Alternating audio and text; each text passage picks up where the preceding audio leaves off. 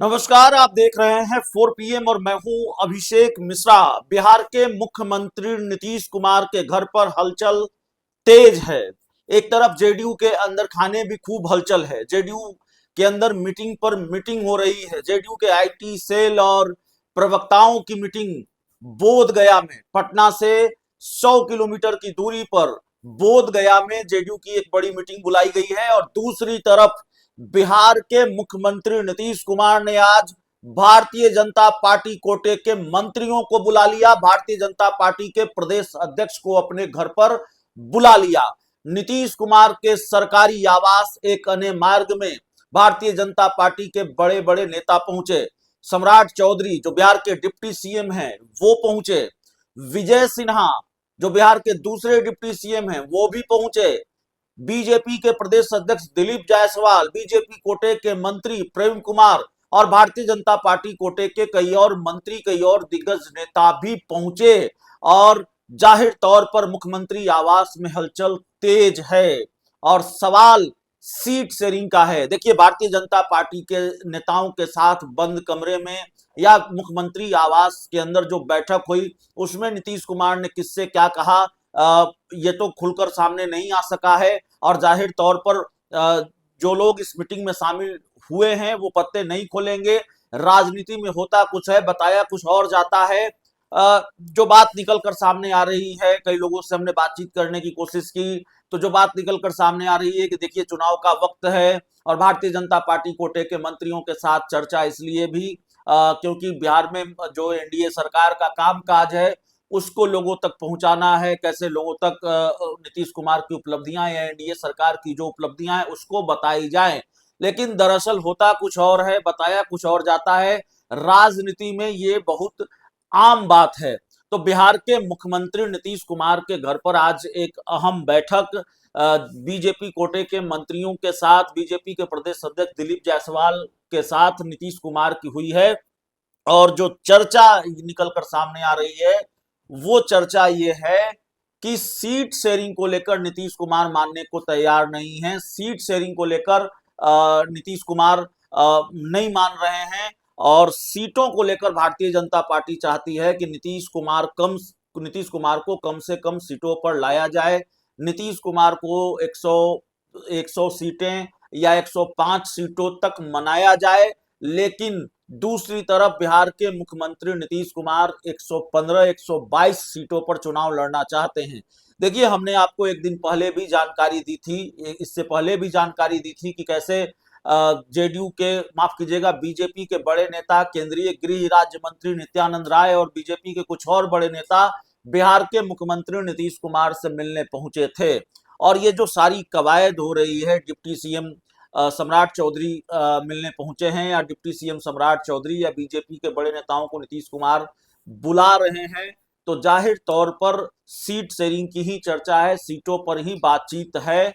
और भारतीय जनता पार्टी और जनता दल यूनाइटेड बड़ी पार्टियां हैं एनडीए की, तो दोनों के बीच लगातार बातचीत हो रही है। और कैसे सीट शेयरिंग को लेकर उपेंद्र कुशवाहा, चिराग पासवान और जीतन राम मांझी के अंदर बेचैनी है, वो उनके बयानों से या उनकी पार्टी के लोगों के बयानों से आप साफ तौर पर देख सकते हैं। बहरहाल आज जो बैठक हुई है उसको लेकर तमाम तरह की चर्चा भी राजनीतिक गलियारों में हो रही है। इस बैठक को लेकर जो बात इन नेताओं की तरफ से कही जाए या आगे क्या बयान सामने आता है वो देखना पड़ेगा। भारतीय जनता पार्टी कोटे के मंत्री और प्रदेश अध्यक्ष अगर नीतीश कुमार से मिलने पहुंचे हैं तो जाहिर तौर पर अपने आप में एक बड़ा घटनाक्रम है और एक बड़ी खबर है। और चर्चा ये है, खबर ये है कि नीतीश कुमार ने एक तरह से फैसला भारतीय जनता पार्टी को सुना दिया है। और फैसला यह है कि 122 सीटों से कम पर जेडीयू नहीं लड़ेगी। 2020 का जो विधानसभा चुनाव था उसमें फॉर्मूला यही था कि 122 सीटें जेडीयू के हिस्से आई थी और इन 122 सीटों में से 7 सीटें जेडीयू ने अपने हिस्से से जीतन राम मांझी को दी थी, हिंदुस्तानी आवाम मोर्चा को दी थी। लेकिन इस बार जेडीयू जीतन राम मांझी को या हिंदुस्तानी आवाम मोर्चा को एक भी सीट देने को तैयार नहीं है। जेडीयू ने भारतीय जनता पार्टी को यह फैसला सुना दिया है कि जो दूसरे सहयोगी दल हैं, जो उपेंद्र कुशवाहा है, जो चिराग पासवान हैं या फिर चाहे वो दूसरे सहयोगी दल है, जीतन राम मांझी हैं, उनको एडजस्ट करना भारतीय जनता पार्टी की जिम्मेवारी है। उनको एडजस्ट करना जेडीयू की जिम्मेवारी नहीं है। तो पूरी तरह से पल्ला झाड़ लिया है उपेंद्र कुशवाहा, चिराग पासवान से और जीतन राम मांझी से नीतीश कुमार ने। तो 115 122 सीटों पर नीतीश कुमार चुनाव लड़ेंगे, कम से कम 115 पर तो लड़ेंगे। ये बात निकलकर सामने आ रही है क्योंकि जेडीयू ने साफ तौर पर, नीतीश कुमार ने साफ तौर पर, जो चर्चा है कि उन्होंने बीजेपी को बता दिया है कि सीट शेयरिंग का जो फॉर्मूला होगा वो 2020 के विधानसभा चुनाव के आधार पर ही होगा। नीतीश कुमार की मजबूरी भी है कि वो ज्यादा से ज्यादा सीटों पर लड़ें, क्योंकि एक तो नीतीश कुमार चाहते हैं, जेडीयू चाहती है कि बिहार में वो सबसे बड़ी पार्टी बनकर उभरे।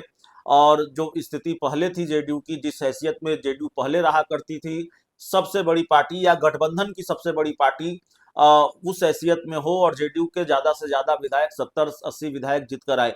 अब ये होगा कि नहीं होगा हम नहीं जानते। जेडीयू की महत्वाकांक्षा या जेडीयू की इच्छा ये है, जेडीयू का प्लान ये है। तो जेडीयू ज्यादा सीटों पर चुनाव लड़ना चाहती है। दूसरी बात यह है कि जेडीयू चाहती है कि अब ऐसा न हो कि कम सीटें आ जाए और इतनी कम सीटें आ जाएं जिसकी वजह से भारतीय जनता पार्टी और चिराग पासवान और दूसरे लोगों के लिए जेडीयू को निपटाना आसान हो जाए। क्योंकि सवाल सिर्फ सीटों का नहीं है। 2020 के मुकाबले 2025 का विधानसभा चुनाव नीतीश कुमार के लिए ज्यादा चुनौतीपूर्ण है, क्योंकि 2020 के विधानसभा चुनाव में सिर्फ एक झटका जेडीयू को यह लगा, और बड़ा झटका था कि जेडीयू 43 सीटों पर सिमट गई। लेकिन 2025 का विधानसभा चुनाव इसलिए चुनौतीपूर्ण है क्योंकि इसमें कई झटके लग सकते हैं। 2025 के विधानसभा चुनाव में भारतीय जनता पार्टी ये कर रही है, नीतीश कुमार के नेतृत्व में चुनाव लड़ेंगे। लेकिन बीजेपी के बड़े नेता अमित शाह और पीएम मोदी ये नहीं कह रहे हैं कि नीतीश कुमार ही मुख्यमंत्री होंगे। जेडीयू के सामने, नीतीश कुमार के सामने अपनी पार्टी बचाने की चुनौती है, अपना कुनबा बचाने की चुनौती है।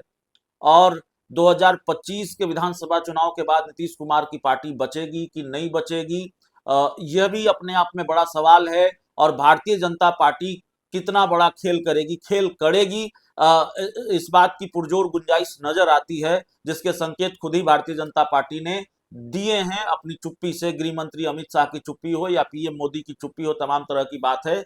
तो हलचल तेज है, एनडीए के अंदर हलचल तेज है, सीट शेयरिंग को लेकर हलचल तेज है। और सीटों का बंटवारा, हमने आपको बार बार बताया है कि सीटों का बंटवारा भारतीय जनता पार्टी और जेडीयू के बीच ही होना है, क्योंकि नीतीश कुमार ने साफ तौर पर पल्ला झाड़ लिया है, गेंद बीजेपी के पाले में डाल दी है कि भाई हमको इतनी सीटें दे दीजिए, और बाकी सीटों में आप जीतन राम मांझी को कितना देंगे, चिराग पासवान को कितना देंगे और उपेंद्र कुशवाहा को कितना देंगे, वो आप जानिए। आप चाहे 0 सीट दीजिए, आप चाहे 25 सीट दीजिए, आप चाहे 30 सीट दीजिए, आप चाहे एक भी सीट नहीं दीजिए, वो आपका मसला है। जेडीयू इतनी सीटों पर चुनाव लड़ेगी। तो क्या भारतीय जनता पार्टी को मनाने पहुंचे हैं बीजेपी के बड़े बड़े नेता फिर नीतीश कुमार को, या फिर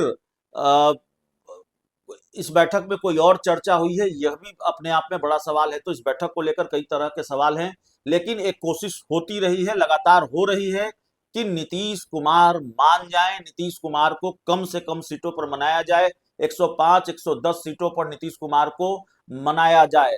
तो बिहार की राजनीति का माहौल गर्म है, बिहार की सियासत का पारा चढ़ा हुआ है, मीटिंग पर मीटिंग हो रही है। कल नीतीश कुमार ने अपनी पार्टी के बड़े नेताओं को मुख्यमंत्री आवास बुलाया था, और आज बीजेपी के नेताओं को मुख्यमंत्री आवास बुला लिया है। तो क्या सीधा मैसेज मुख्यमंत्री नीतीश कुमार ने बीजेपी नेताओं को दे दिया है कि भाई सीट शेयरिंग का फॉर्मूला यही रहेगा? क्या फैसला सुनाने के लिए बीजेपी के बड़े नेताओं को नीतीश कुमार ने अपने घर पर बुलाया है? कई तरीके की चर्चाएं हैं, कई तरह के कयास लग रहे हैं इस मीटिंग को लेकर। बहुत बहुत धन्यवाद।